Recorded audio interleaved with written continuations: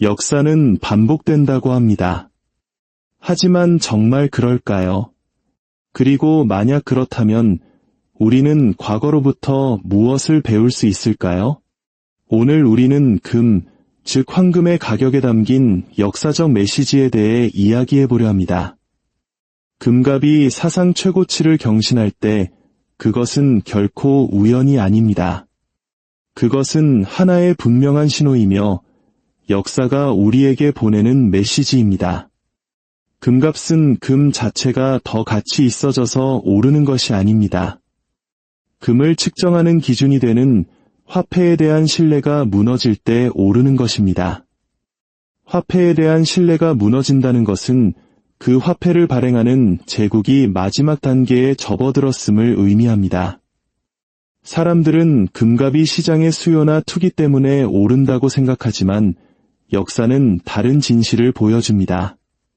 금값이 2배로 뛰었다면 그것은 금의 힘이 2배 강해진 것이 아니라 그 돈의 가치가 절반으로 떨어진 것입니다.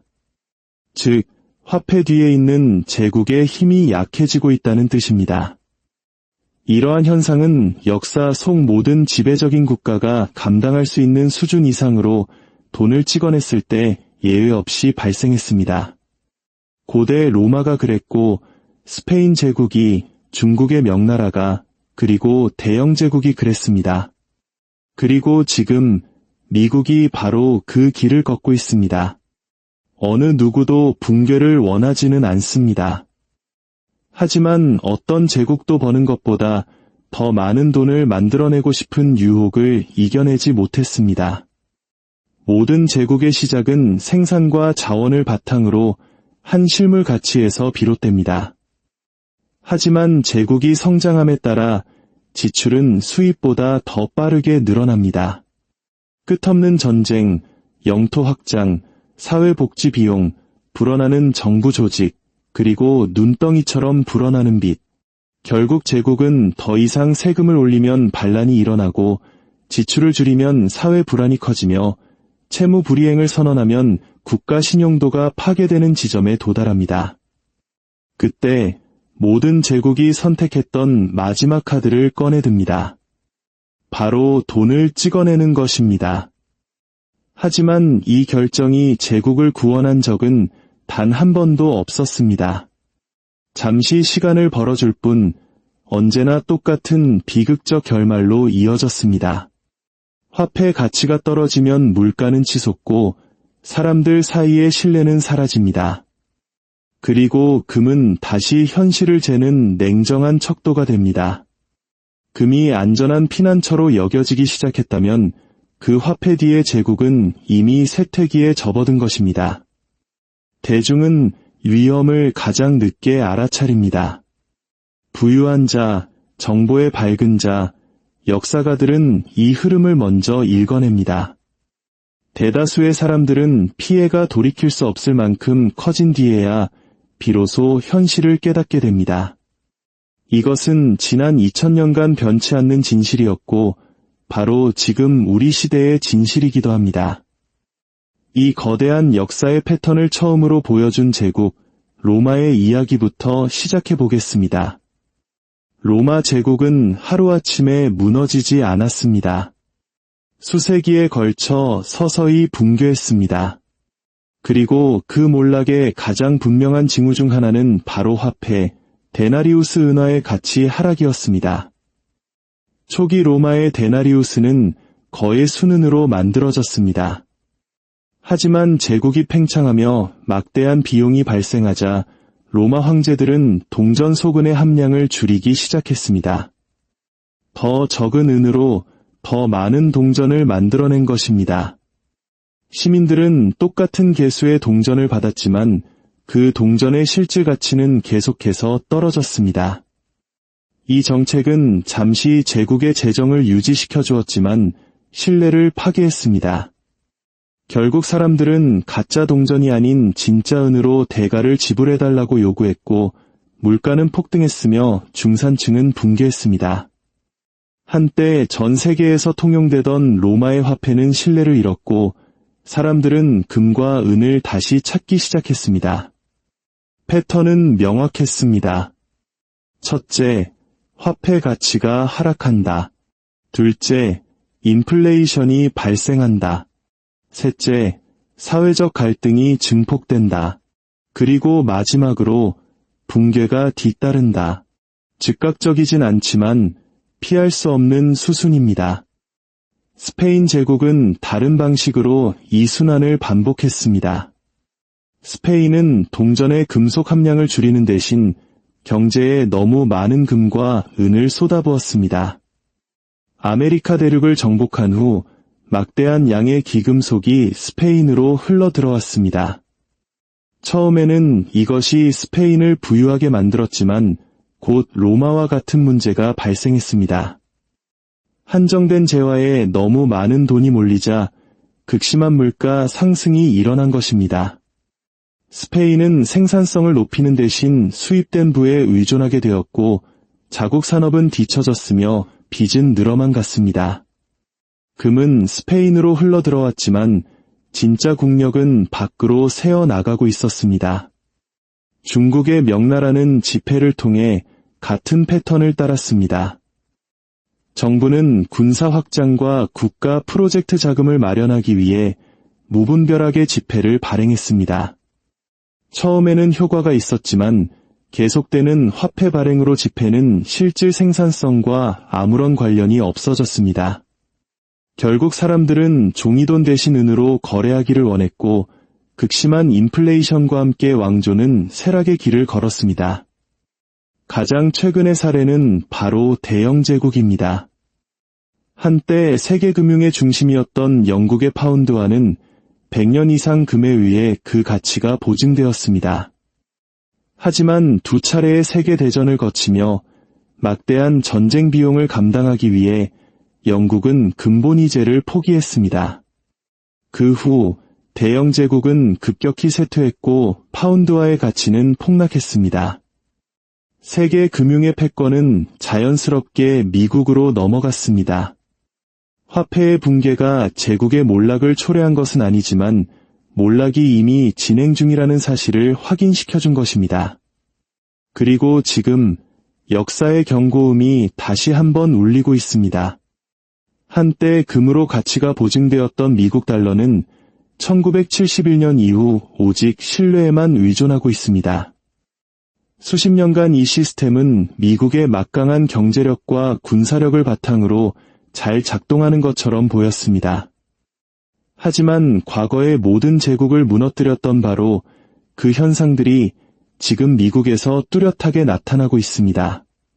소득보다 빠르게 증가하는 부채, 생산보다 빠르게 늘어나는 통화량, 임금보다 빠르게 오르는 물가, 그리고 이 모든 현상의 결과로 붕괴하는 중산층과 극심해지는 빈부격차. 오늘날 금값이 달러를 기준으로 연일 사상 최고치를 경신하는 것은 금의 가치가 변해서가 아닙니다. 달러의 가치가 변하고 있기 때문입니다. 금값의 기록 경신은 축하할 일이 아니라 제국이 재정적 규율을 잃고 있다는 것을 보여주는 냉정한 성적표입니다. 인플레이션은 단순히 물가가 오르는 현상이 아닙니다. 그것은 부의 이동입니다. 부가 대중에게서 정부로, 저축하는 사람에게서 빚을 진 사람으로, 그리고 화폐를 보유한 사람에게서 실물 자산을 보유한 사람에게로 이동하는 과정입니다. 인플레이션은 중산층을 가장 먼저, 그리고 가장 혹독하게 파괴합니다. 많은 한국인들에게는 1997년의 외환위기가 떠오를지도 모릅니다.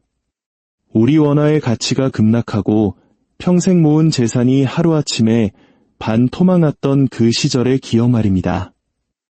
국가적 위기 앞에서 우리 국민들은 장롱 속에 있던 금까지 내놓으며 단합된 힘을 보여주었습니다. 이는 화폐에 대한 신뢰가 무너졌을 때 사람들이 본능적으로 금과 같은 실물 자산의 가치를 신뢰한다는 것을 보여주는 가슴 아픈 역사적 교훈입니다. 제국의 붕괴는 50년 또는 100년이라는 긴 주기로 일어나기 때문에 그 안에 사는 사람들은 변화를 체감하기 어렵습니다. 하지만 역사적 관점에서 보면 이는 매우 빠른 속도입니다.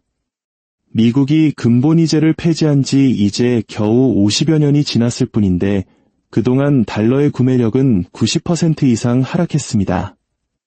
역사의 흐름을 먼저 읽는 사람들은 이미 움직이고 있습니다. 전 세계 중앙은행들은 역사상 가장 빠른 속도로 금을 사들이고 있습니다. 한때 달러를 굳게 믿었던 국가들은 달러 의존도를 줄이고 있습니다. 이것은 이론이 아니라 실제로 일어나고 있는 명백한 사실들입니다. 정부들은 위기가 닥치면 항상 외부 탓을 합니다.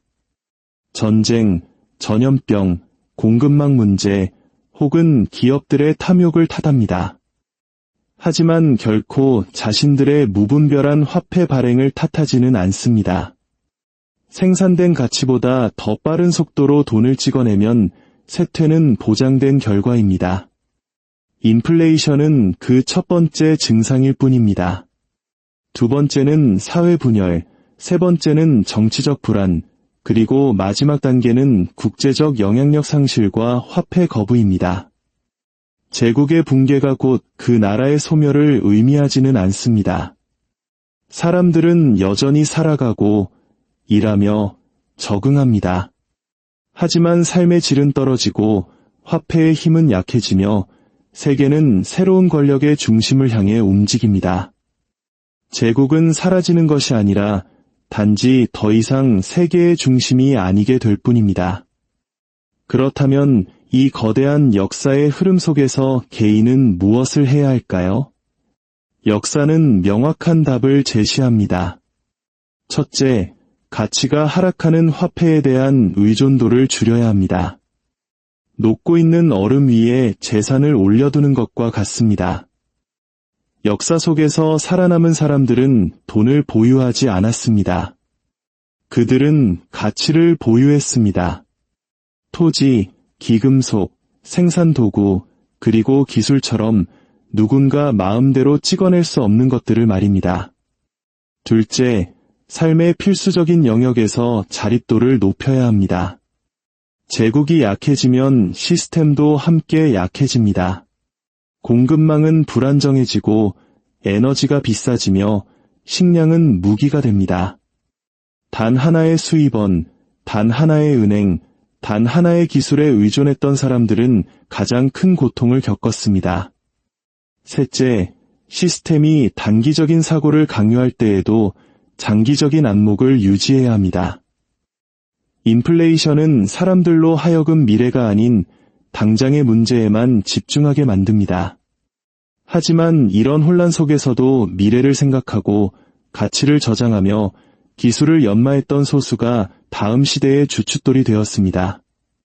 넷째, 돈이 가치를 잃을 때 무엇이 가치를 유지하는지 공부해야 합니다. 식량, 에너지, 거처, 그리고 유용한 기술에 대한 수요는 결코 사라지지 않습니다. 마지막으로 감정적으로 반응하는 대신 정신적으로 대비해야 합니다. 대중이 화폐 시스템의 문제를 깨달았을 때는 이미 늦습니다. 패닉은 준비되지 않은 자들의 몫일 뿐입니다. 붕괴를 정확히 예측하는 것이 목표가 아닙니다.